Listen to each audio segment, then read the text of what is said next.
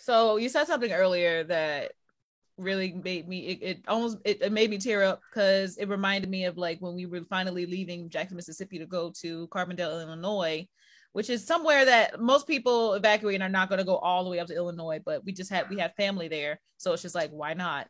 Yep. Well, we went there and they literally treated us like rock stars because it was just us and another family that that were up there from New Orleans. And this is like a college town at that point. Carbondale, Illinois. Shout out to y'all so much. We stayed at we went to a private Catholic school there. I don't think my parents had to pay at all. They just like, you know what, this is the closest environment to what we were used to when we were we were back to New Orleans. Like, we got you. I remember our rent. We stayed in like these like really big trailer, big mobile home situation. It was like we stayed in that, but they were like huge. They looked like houses. They like mini houses, not tiny homes, but like anyway, they were nice and they were great for what we had. We got like 2 of them, and I think we only paid $1 a month for rent. It was wow. Yeah, and you know, it was wonderful. We stayed there for like 3 months. My younger sister had her birthday there. I also had my birthday while I was there. My younger sister had 3 birthday parties for her. There was one party that they did at her school, another party they did at the college the college bowling alley, and then she had another one at like I think that the local church put on for her. I forget what I had for myself. I'm pretty sure I had one at the bowling alley, but either way, it was great. They treated us so greatly. They gave us so much love, so many resources, like so much. We were in the newspaper, like on the news and like everything for like pretty much the whole duration of time that we were there. And I just remember not wanting to go back to New Orleans because of that. Yeah. Also, this was the first time that I got to experience seasons. We were in Illinois. We got there during the fall. And I was like, these leaves are changing. This is beautiful. And then we got a chance to see like all this other wildlife that I'm not used to seeing in New Orleans. So like we saw deer just like chilling, and like they had hills, which I was hills, and like I honestly, like for me, it was like it wasn't to say a culture shock. I guess I could say that, but like it wasn't a shock. It was just like this, wow, there's more to life than being in New Orleans, or like there's so much more outside of New Orleans. And I was just like, I don't know if I want to go back. I don't know if I'm going to go back. Like that was but I was just a child at the time. Like I didn't have any choice. So we did go back eventually, but you know, like being there, I was just like, I loved it. I did not want to leave. It also snowed a lot, so I got a chance to experience snow for the first time that I could remember, at least. Like, and there was so much about it. But you know, another interesting thing, my parents during this time, they made the drive from Illinois to New Orleans a bunch of times when it was time to finally like go back and finally start surveying, you know, the house and everything. They would go back, gut the house out, come back, and like they would do that on the weekends and then come back during the week to bring us to school. And it's just every weekend go down. I think it was like 8 to 12 hours to drive down to New Orleans and then back. And they would do it every single time. And I'm thinking, looking back on it now, I'm just like, damn, you know, but they did it. By the time we made it back to New Orleans in January, I think that's when our elementary school or the middle school I was at, they started classes again, like during that time. So we just, you know, transferred back and we stayed in those trailers. I don't know if you had a chance to experience those trailers while you were there, but like, yes, the FEMA trailers. I've got my own stories around the trailers. So if you want to move to the FEMA trailer stories, we can move on to them, honey. We can go post. We can go months after the storm, because that was also, that's a whole other conversation I definitely want to get into, because that was a whole different culture. So we can go there. Let's do this. Let's go. Let's do it. So yes, I did. Couple of reasons. So my father at the time was considered first responder because he was over tech at, was he still at SUNO at the time, or had he transitioned to Delgado? Like he ran all of the tech for either the SUNO campuses or Delgado. I can't remember which one. But his prep for Katrina basically saved all of their database, and none of the other schools had done that. So my dad became like the guru for all of the colleges in New Orleans. He went and helped them basically get all their tech online. Nice. So he was back in the city first. So were my aunt and my uncle. And so they rented like a townhouse in Kenner. And so like I would come in like, because I think when we were first allowed to come back in the city, like I was a part of the first group that got to go because my dad and some of my other family members got to be considered like first responder people back in the city. So this was when they were first just putting the trailers. It was only like first responders and their families that were allowed, or if you were going back to like survey. So, all right. And this is a little bit before like the main culture of the trailers. And so I always share this story when people ask me about Katrina, because I feel like this is also really unique. A lot of people didn't get to see this part, because this was like, I got to go back in the first group when they first opened the city to anybody. Wow. And this is before they had cleared up, like, this is before they had moved all the cars. This is when the dirt settlement was still on the ground, like power lines. This is when like there was still no electricity in the city. It was literally just after all the water had receded. Y'all. It was me, my friend Lasan, my friend Tarian, the three of us. Their families were also first responders as well. And we were all locally in college in the area. We're like, y'all, since we can all go back, let's all meet. Let's go back for the weekend. So we did, because we wanted to see the city. All we were seeing was what was on the news. We were hearing what our parents were saying, but like, we wanted to come back and see for ourselves. See for yourself. New Orleans looks like a third world country. There was still layers of dirt on the ground. There were cars like sticking straight up stuck in the ground. We passed by my friend's Tarian house. In some streets you couldn't get down. Her dad's boat was in the middle of their house. Like just drove right, like in the middle of their house.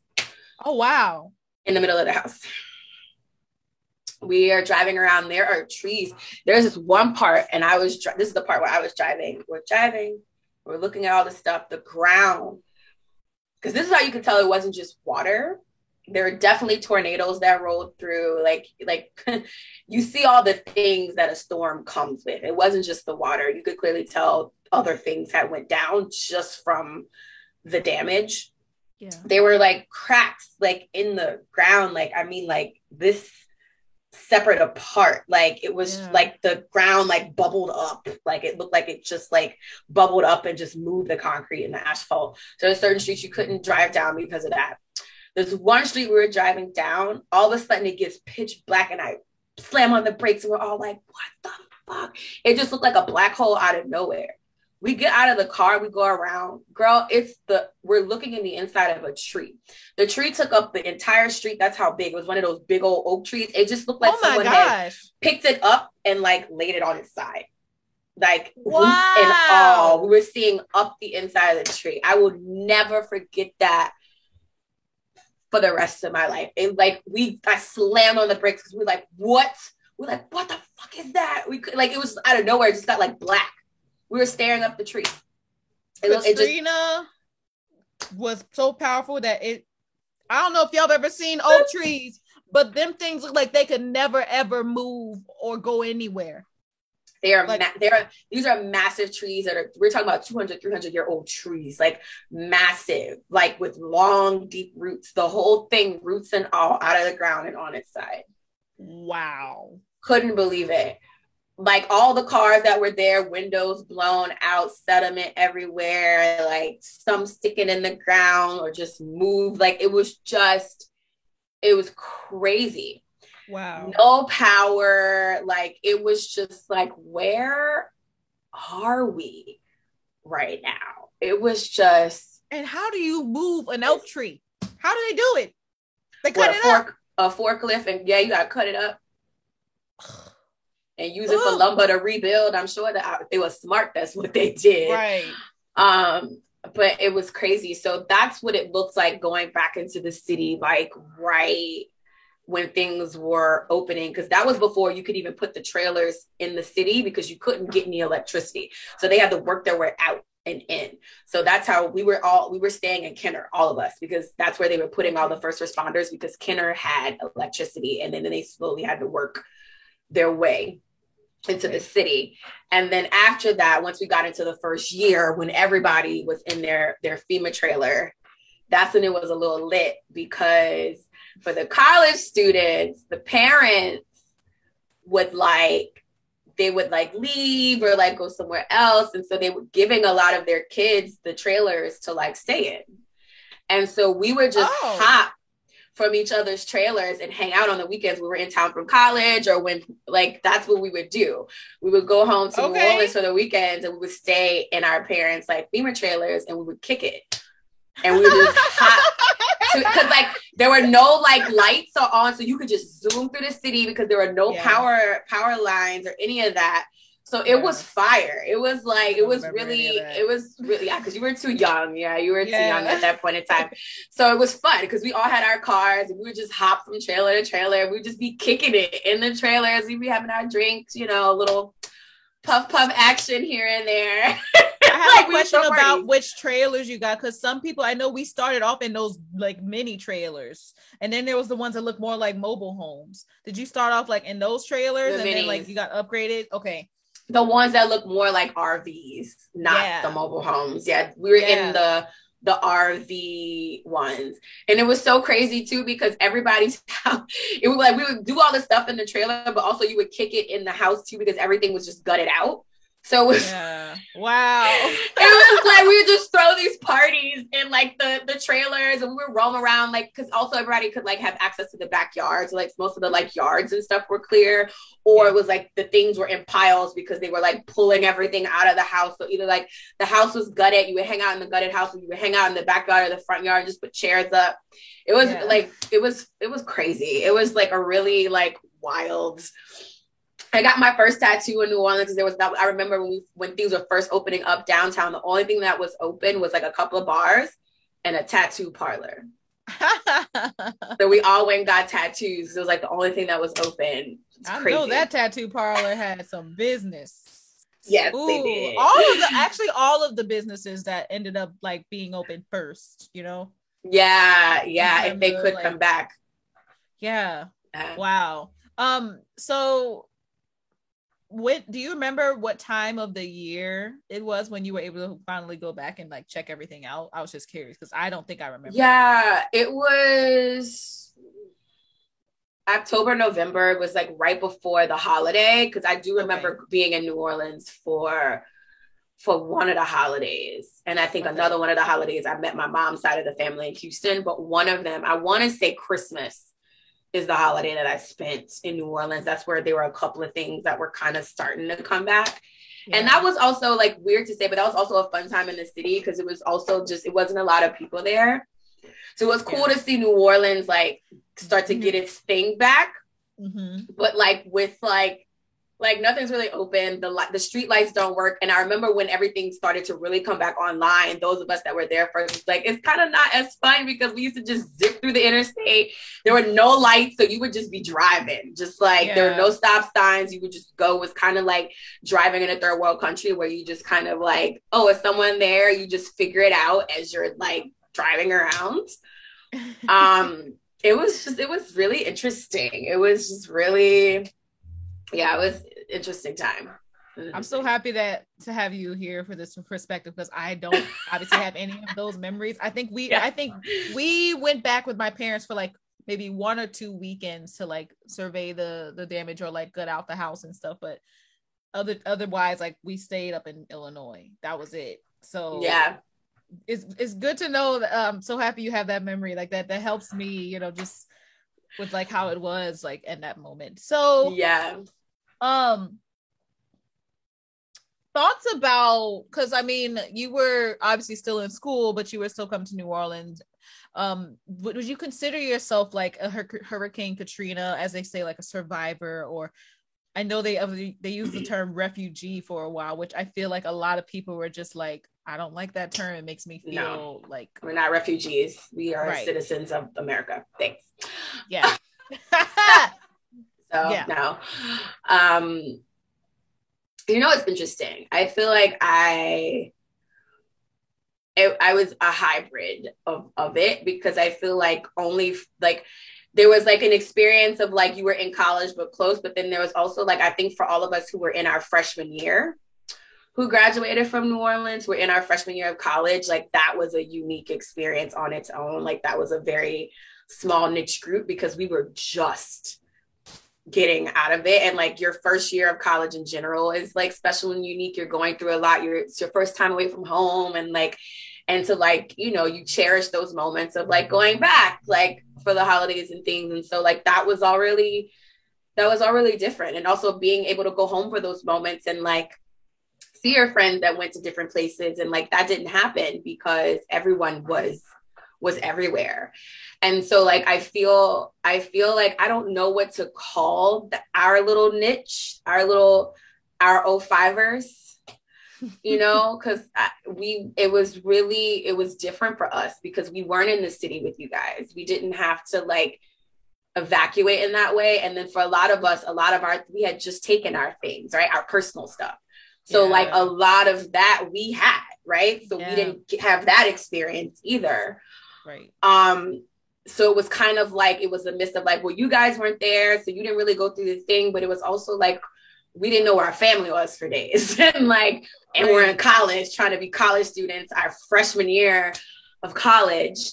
And then all of our campuses got flooded with this influx of students because all of the surrounding schools took on the New Orleans universities. And ULL was definitely, we were one of the ground zero schools, like LSU, Southern, University of Monroe, Lafayette, Shreveport. But I feel like ULL and Southern and LSU, we took the brunt because we were the closest.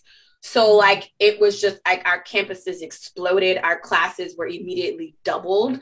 So like that, the experience of like college, like immediately shifted. And then also that sense of like getting away from home and like finding new people and stuff also shifted. We were now inundated with like having a very like high school experience again, because like, you know what I mean? All of these people are now here. And so, okay, it was just like, but then also like your family's all over the country now after that. And not having a sense of like home and to you can tell me if this was something for you, but speaking to the freshman experience, as much as we all want to get out and like do our thing, we also like want to have home, like that familiarity to go back to. And we didn't have that. That's hard. We didn't get to have that. We had to we really had to be on our own very quickly. And you know what I mean? And we had to watch our parents like start over. And like that freshman year too, a lot of times you get to lean on your parents financially or if you can, or for different things. And we couldn't. Like we were on our own. And I remember my dad saying, he's like, I am so happy you're in college. He's like, because like you're settled in a spot. Like we don't have to worry about maneuvering you into different places. And so I know for a lot of parents, I'm sure I would love to hear parents' perspectives of kids who had gone to college, because obviously that was very different for your parents who were traveling with 3 children, that you have to now get in school and like do all the things and try to rebuild your home while your children are young, versus like, I have to do this, I have to rebuild, but my kids are in college, they're in a set environment where food is provided, their housing is provided, they're in education, they're surrounded by friends and community. You don't have to try to reestablish that. So it's hard to like really say what it was, Jessica, because I felt like my group, our experience was unique to us because we were already going through a major change in our life. And then Katrina happened. So it's really, I don't know what to call us. Because we were having our own unique experience with that, being freshmen, our 05 moment out of that. It was an interesting, unique time, y'all. That's all I could say. It was just, it was. And I mean, I know when I started college, you know, this was a few years after Katrina had hit at this point, and we had already won the Super Bowl and everything. So it was like, you know, we had already gone. We can kind of go into that, but yeah. I just remember when I got back to New Orleans in like January, February situation. That's when I finally graduated. I graduated from 8th grade. That spring. It was a very interesting time to be in school though, because I remember we had like a week of school and then Katrina hit. Because the week of school we had, I was so excited. It's almost like, you know, oh, you're about to graduate middle school. I've been at this place for like, I don't know, 12, 13 years, you know, at this point. And now that's going to be, I was afraid that it was going to be ripped from me. But the thing was, is everything did change after Katrina hit. I got back. Well, I should say our classroom was probably like around 20 students. And all of us had known each other. A lot of us had known each other since like, you know, since we were like 3 years old, right? And you know, we were ready for this school year. Like we were finally the big dogs, you know, this is middle school, but you know, like we were just like ready. And then it all just like got cut. And then I think by the time we got back to the school that spring, I would say there was only about maybe 9-10 of us at most. And some of the people that we had, they were new people.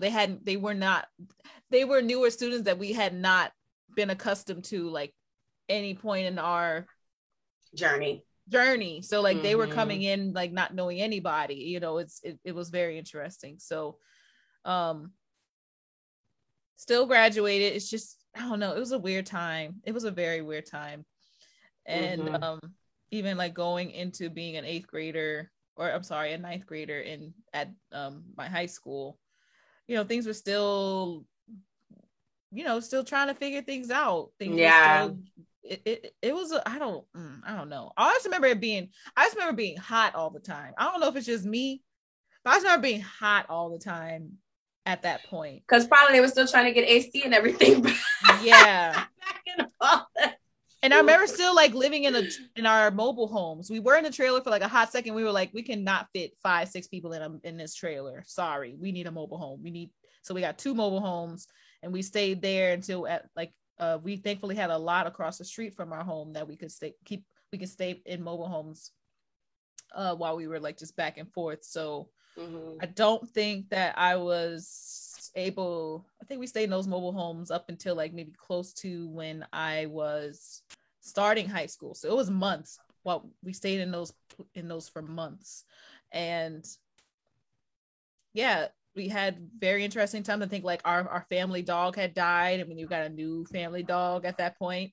And like that dog like lived with us in the trailers for a while and then moved into the house with us. So it was kind of like a new start. It was beautiful in that regard. But yeah, I remember like little minuscule things, even like songs that were happening at that time, like music that was coming out at that time. Oh my God. Yeah. and that's the thing, that those years after, like that 5-year span after, was magic in New Orleans. It was just magical. It was like, and culturally in the United States, there was just a lot happening in the arts too. There was a lot of shift with music, because also that's when Cash Money blew. During that time, that's when Cash Money blew. T-Pain popped up on the scene during that time. Neo popped up on the scene. We were getting away from like boy bands. Beyonce went freaking into the stratosphere. Like we were really seeing, like, it was a lot. We went to the Super Bowl. Yes. We had now thinking back on it. And you know, the one thing about especially Cash Money or Lil Wayne, you know, Lil Wayne, I have family members that went to school with him and everything. And he lived in the same street as our family. So like just kind of like having that reference of like, you know, seeing someone that used to kind of just be in the same community, like get to where they were, is pretty inspirational. Not that I don't know if I were to get to his level at some point, you know, I don't know if I would be doing it in the same ways, but like I remember a lot of people say he was really smart. He was like smart. But he is smart. What am I talking about? He is smart. So like having that knowledge and like being able to, you know, build yourself up and like still rep where you came from, you know, it means everything. So I'm like, oh, come on, 17th Ward, me. Yes. It was so lit. It was so lit. So, Southern rap was lit during that time too. I just remember it just all. Southern rap? Yeah, because that's also when like yeah. Young Jock was out. Oh my god. Like Southern rap blew up in that time frame. It was mainly because of Young Money. Yes. Well, Cash Money. They developed over time into Cash Money, Young Money, but it was mainly because of Cash Money, and obviously the precursor to that was No Limit. No Limit was kind of dying off around that time, but Cash Money like blew, and then you just started seeing all this like Southern rap stuff coming up, and it was just like it was cool to be from the South, like the South. Lil Boosie was like that's when like jigging and all of that was like around, and like being in. I'm telling you. College during that time was so lit. I cannot tell you. It was just lit. And the fact because everyone was dispersed, you now had all of these friends to go see all over the country. So suddenly, like spring break and your summers was like, you were just... we were popping, and I ended up transferring. That's how I ended up in Ohio because my boyfriend at the time's family moved to Ohio because of Katrina. His uncle was the mayor of Middletown, Ohio, and they moved there. They put them in a house and everything. And I was looking to transfer because I was looking to do film as a major. And his mom was like, you should look into these schools up here that have really good film programs. And so I did, and I ended up getting the most scholarship money from BGSU. And I'm so happy that happened because that was the best experience I had ever had. It was literally the college experience I wanted. Like ULL was fun, but it wasn't me. Yeah. It wasn't me. When I got to Ohio, like it was a college town. Like it was like being on a television show. Like it was so cute. And we got all the seasons. I had snow. I was so far away. I was super cool because I was a girl from New Orleans and like Katrina had just happened. So like I was instantly like popular and invited to all the things and like it was fun. And I loved my college roommate. Like she and I are still really good friends to this day. Like she lives in Prague. I've gone to visit her in Prague. Prague. Okay. Yes. Like, I mean, some of my best friends that I still have, I met at BGSU. I still keep in contact with all of my college professors. My university has flown me out to like do speaking engagements there. Like that is amazing. Love that school. And that happened as a result of Katrina. I would have never even known about this school. Never even known. And I feel like it was so alignment because I was supposed to go there. Like I loved being there. Like I had a blast. So much fun. I love so much fun. Really do. It was great. So I like super relate to what you were saying earlier about how like you loved watching the seasons change and like being in Chicago and like having that. It wasn't Chicago, it was Carbondale, but I have family in Chicago that Carbondale. Yeah. Okay. Yes. Carbondale. Got it. Carbondale, Illinois. And so like, you know, just I always remember being a little girl and like wanting to live somewhere where there's snow because my father's actually from Chicago. So I would hear him and his siblings always talk about growing up in the snow. And I'm like, we don't get no snow in New Orleans. I want snow stories. And I finally got to have snow stories. And like, you know, I would have never had that experience. And I definitely feel like when it comes to the Conscious Collective of like the quality of humanity and the quality of humanness that's coming out of our generations and the children that we will have and the things that we will then expose them to is going to just up level our city because of Katrina, because of what we all got exposure and access to as a result of what happened. And Mother Nature knows what she's doing. Yes. You know, yes, she does. Mother Nature knows what she's doing. And like things are very purposeful and it's no coincidence that. It's no coincidence that. And so, oh man, yeah, I'm gonna leave it at that.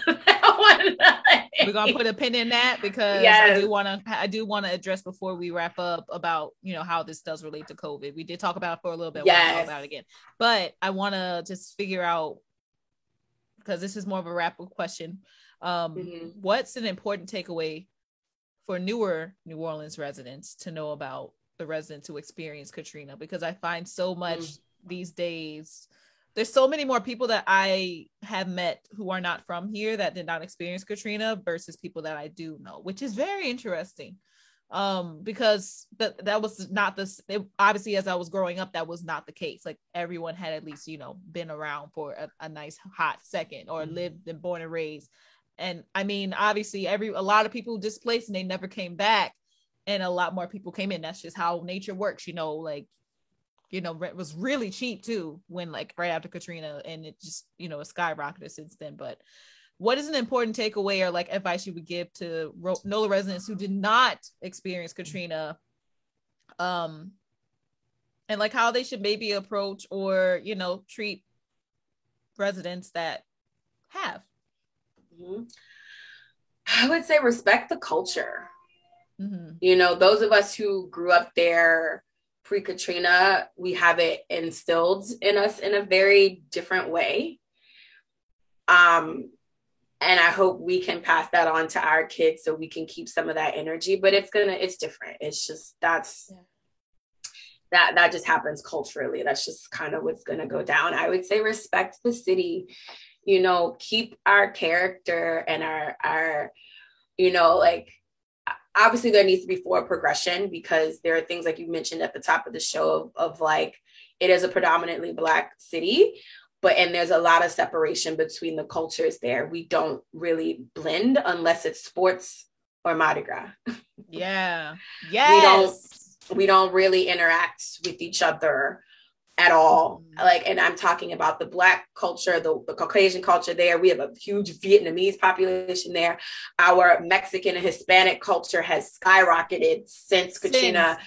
And, you know, there's still very much that separation. So I would love to see more of a blending of the cultures, because that's what made New Orleans in the first place. So I think, again, Mother Nature was doing her thing there, mixing that gumbo pot again. We were being too separate. It was time to mix it again and bring more of that in, because really these are originally, when I'm talking about these populations that are booming now, these were some of the first populations that started the city and got our character and our energy to where we are today. So that is not for naught that it is now happened again. I would say respecting the culture and really learning the true history, and not coming in and trying to make us like a little baby New York, and like trying to, you know, change Bourbon Street to get all of these major businesses. Like, we don't need, New Orleans is New Orleans, and it's unique for a reason, because we are the only city in America that still has all of its cultural influences, not only in our structures, but ingrained in the people. And if you come in and you don't respect the people and the culture, you're going to lose that energy, and it's not going to be New Orleans anymore. And people won't come there because it's going to feel like a tourist trap. We don't need to be Vegas. We don't need to be New York. We need to be New Orleans. And the only way the people is what makes New Orleans. We infuse a spirit into the city that will only ever come from the people. And that is passed down through generation. And so learn and listen, like, speak to these older generations that are around. Because honestly, there aren't too many of these old school heads. Like, I feel blessed to still have my grandmother in her 90s. You know what I mean? It's not too many of those people that are still around in the city. We need to really listen and take their stories in so we can continue and pass them on, because it's going to be so easy to forget some of these neighborhoods and some of the history of these stories. And like, you know, every time I come home now, I see like more and more cobblestone is missing. I was so pissed when they took the cobblestone from Bourbon Street. And I get it. It's an infrastructure thing, but they also wanted people to be able to drive down it. I feel like that street alone, outside of debauchery, has so much history. You know how many of our early presidents stayed on Bourbon Street? There are so many of our hotels that, like, so many dignitaries from all over the world in history, like, spent time in New Orleans. There's so much history there. Our city is older than our country. You will respect us. Our city is older than the United States. You know what I mean? You can't look past the history and the tradition of what we do and who we are. And like that culture has survived for a reason. And it's really the people and the way that we do things. And sometimes it is a little backwards. We could use a little work a little bit in some of the areas. But I would really say educate yourself. Respect the culture and don't try to shift it and change it, but like infuse it in your life, like take it on as a part of you now. And I would also say, like, anytime you see an older New Orleans person that you could tell by the way they talk that has been around, like ask them to tell you a story. Like our New Orleans, like elderly, they got stories. Like, a lot of stories. And all elderly do, but like their stories, like New Orleans stories are different and unique because a lot happened and transpired in that city. And so like listen up. Take in the culture, let it live in you. Don't try to come in and like shift and change what you think the city should be moving forward, because that's not what New Orleans is. That's why people come from all over the world, because you're getting that old world in the new world. I feel like everywhere else, in terms of finding ways to get around, or like, you know, they're like, so how do you get to this place? Or like, what's the address?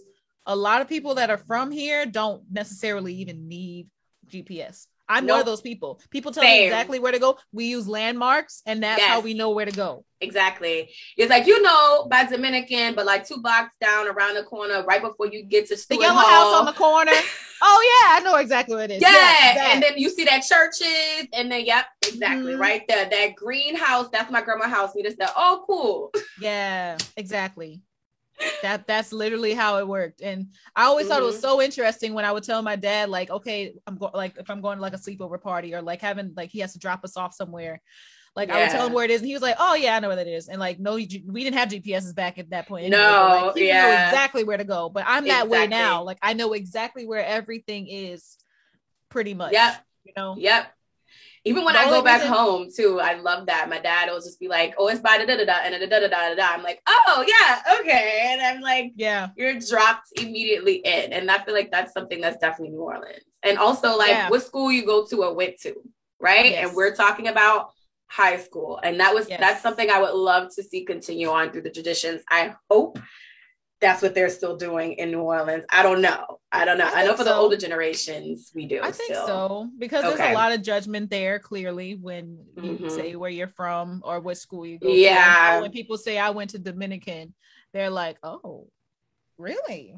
Or I mean, like, or they'll be like, oh yeah, I can see it. You know, yes.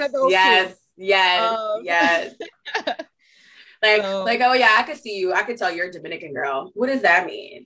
Yes, I am fabulous, honey, and well versed in a boss. Thanks. Come on. I think the last thing I wanted to kind of touch on before we wrap up is just how we're comparing this to COVID now. We're still very in the thick of the Delta variant.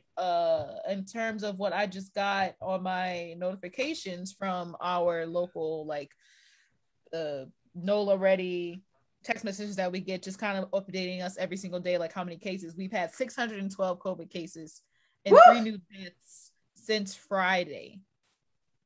You know, I'm looking at these numbers, and I remember even back in like April of last year when we had just gotten, like, the numbers were much lower, but we were still looking at those numbers like, damn, that's a lot.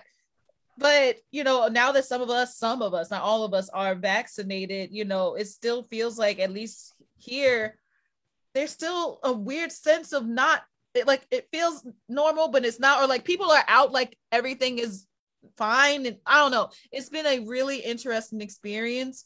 This is something that maybe does not relate to Katrina nearly as much, because, like, you know, when you have to rebuild something, you just have to build it from the ground up. And there's really no like changing that around. But like in terms of COVID, it's like we're not back on lockdown. Like we're not building from that nearly as much. And like, it feels. I think that's a part of the problem. I feel like we have not surrendered to the fact that we are going to have to rebuild. And this is still shifting and changing us. And I think it's easier when when the physical structure of things is torn down, right? It's easy to see. and this is almost more metaphorical. This is different work, and this is global work that none of us have seen that are alive right now. And we really don't, our leaders clearly don't know what the fuck to do, obviously, unfortunately. Sorry. I have well, no, I mean, it's true. It's true. Like, no one was prepared for this. And you know, we're all it's about the thunder here. I hope it don't flood. Is that what that was? I heard it. Thunder. It was thunder. Yeah. Oh wow. I haven't heard thunder. So yeah, in New Orleans, our thunderstorms are very powerful. Like, they're nothing like, I guess storms in general here are just like massive. Other than Missouri and Kansas, they are known for their thunderstorms. Yeah, I've experienced them. They're actually really beautiful. It's crazy. They're beautiful. The skies are purple and it's just lightning all the time. And I mean, like, the crack of thunder is like, oh my God, how can you not believe in a higher power? It's right. Crazy. Like, thunder, like real robust thunder is like, yo. Wow. Yeah. Yo. Yeah. I know. I feel that. Yeah. I forget about that being in LA because we don't get thunderstorms. Like, if it rains here, it doesn't lighten, it doesn't thunder. It's like a little sprinkle. And I remember because I was in Kansas a couple of months ago and there was a thunderstorm and I hadn't heard thunder in years, and it humbled the out of me. I was like, oh. I looked around. I literally stopped and I was like, yo, that was thunder. And they're like, yes, thunder. I'm like, you don't understand. I haven't heard. I grew up hearing thunder because I lived in New Orleans, but like, I've been in LA for 7 years. We don't have thunder. I haven't experienced a thunderstorm in 7 years. Yeah. I haven't heard thunder. And just as a human, you forget like just the things. And just to relate it back to COVID, I think we have forgotten our place in this bigger scheme of things. In terms of nature, like we've forgotten. Yeah. And we're being humbled, and we will continue to be humbled until we are like, oh, let me bow down to the fact that, yeah, I'm human and we can do all these incredible things. We are also powerful, but there's a whole ecosystem. This planet was here long before us. It will be here long after we're gone. And there's a certain level of respect that needs to be there and needs to be garnered. And I think we will be in this and we will be brought to our knees until we figure out a way to respect this planet that we live on and respect each other, the relationship to each other, and respect life. We are not cogs in a machine. We are not numbers on a computer to just consume and purchase paper monopoly money that we quite frankly give value to. And I hope we don't have to get to where it's a complete breakdown and restructure, but honestly, we genuinely do. And we've seen that happen across our human lifespan, where civilizations, great civilizations, have been humbled and brought to their knees and torn completely down. And we're in that right now. And I think we are being given opportunity to rebuild and restructure on our own. And if we don't take it, right, then Mother Nature will have to respond accordingly and force us to do so. And I think those of us who have lived through Katrina, we understand very clearly what that looks like. Yeah. And I would choose not to be brought to my knees. But it's almost about the collective of people that haven't seen it yet, you know? And it's something that, you know, we can tell you because we can say so much. Hopefully this podcast will talk to somebody out there that is trying to defy the elements of nature, which they can't. Nature is going to put you in your place, as Nicole said. Every single time. And the sooner we realize that, the sooner we're going to collectively be better as a species. Because it's just us. It's just us that's acting this way. We all know that. Ruining everything. Just killing. Like, we're literally killing the planet. We're killing it. And it's almost like the parasites of the planet, you know? Yeah. You know, I was having this conversation with friends about like the dinosaurs and why it makes so much sense why they're not around. You know, you got these huge creatures taking up so much space and constantly eating and taking and not really giving much back. Mm-hmm. And the fact that we use their dead matter to fuel our cars. Yeah. Within itself is so humbling. It's like, get real, y'all. Yeah. Like, we are like a piece of this thing. We are certainly not the thing. Okay. Like, we are a byproduct of the thing. Like, we are a byproduct of the thing. We have been gifted with this time. And it's just like, I don't know. I just feel like it's so ridiculous. It's a huge opportunity for us to move beyond these very basic, primitive, honestly, social constructs that we still live in. My God, we're still fighting over religion. My God, we're still fighting over skin color and the fact that you were born here and born there. My God, we are still using money. Like, are you joking? Yeah. Who cares? Who freaking cares? There's a whole world. We could probably be flying by now if we really focused on what the hell matters. We could be using telepathy, like not even like the fact that we still have language and the way that we use it is very primitive. And it's like, let's go. Like, wake up. Like, wake up. This is our chance. Like, this is our quantum leap as a species to like evolve. Like, this is our moment. And I know I am being a part of it, and I hope my little voice in the collective that I work with is enough to propel us forward in this evolutionary moment, this extraordinary moment in human history that we're experiencing right now with all of the technology that we have access to. We have a huge opportunity.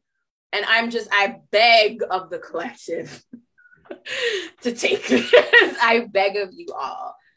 Let's not focus on the bull anymore. Let's get back to the thing. Let's focus on, I actually, when I was in the hospital, I was reading a book called Emergent Strategy. I don't know if you've heard of it, by Adrienne Marie Brown, but it basically kind of just goes over like, collectively how we as people should not be like, how to emerge our ideas with each other, even if there is pushback or like means, like knowing what our end goal is as a collective and striving towards that, even though there's many people that may be doing it differently or like needing like, different ways of getting there, but like us all figuring out how to still collectively get there as a group, because there will be disagreements, there will be different ways that people want to do it, but as long as everybody gets there to that space, then what matters, like as long as that happens. So, but I guess the thing is everyone, maybe at this point, I can't speak for everyone obviously, but I think we all at least want to have generations of our own that can still live in the same earth, or a healthier earth. Like, we want that, don't we? Or are we, some of us, like, not realizing that? There's a lot there. And I think in terms of Hurricane Katrina, as we said earlier, we kind of realize that, we know that more because of our positioning and how we experience things. So we can obviously, and if we have kids, can pass that down, or like, pass it down to you so that they are at least aware of it and everything. But before I go on my tangent, I just wanted to say thank you for being a part of this podcast. Of course. So insightful. Yes. I know that this is going to be great, because I mean, even though I do have an audience that is outside of New Orleans, there is still a very niche group of people within New Orleans that does listen to this podcast. So I'm excited for them to be able to reminisce when they listen to this, and also people that are not part of it, like they can still like get just a better understanding. So again, thank you again, Nicole. Thank you. You're very welcome, and thank you for having me, Jessica. I had a blast. You're welcome. It was such a good conversation.